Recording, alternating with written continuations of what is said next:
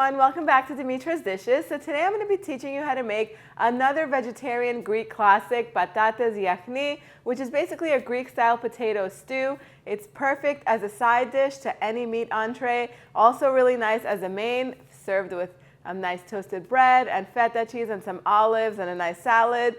Put a poached egg on top and serve it for brunch. You know what I'm saying? This is one of those delicious recipes that you're going to want to have as part of your recipe repertoire. Let's go over the ingredients as always, and then we're going to start. We're going to need some fresh parsley, olive oil, salt, pepper, crushed red pepper flakes, a little bit of dried oregano, some potatoes, crushed tomatoes or canned tomatoes that are pureed, some garlic cloves. And in here I have some onions chopped up with some olive oil cooking over medium heat.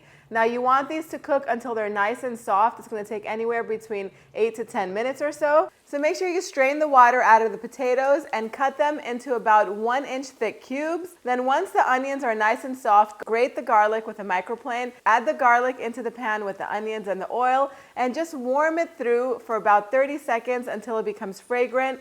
Then go ahead and add the potatoes in along with the canned crushed tomatoes or any pureed tomatoes that you have. Go ahead and add some salt, pepper, some crushed red pepper flakes, a little bit of oregano, and some water. If you have some allspice berries, go ahead and throw 2 in. I don't have any on hand right now, so I'm not putting them in here. I'm leaving it really plain with the oregano. It's going to still be delicious. Then go ahead and bring the mixture to a boil, mix it up, then cover it, reduce it to a medium-low simmer, and let it cook until the potatoes are nice and tender. So every now and then go in and stir it and just make sure that there's enough liquid in there for the potatoes to cook. It's going to take about 20 to 30 minutes for the potatoes to become cooked and tender.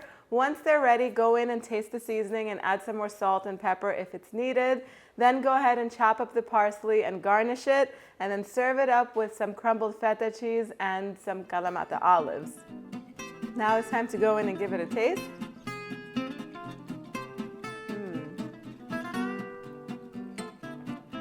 The combination of the olives with the potatoes and the tomato sauce goes so well together.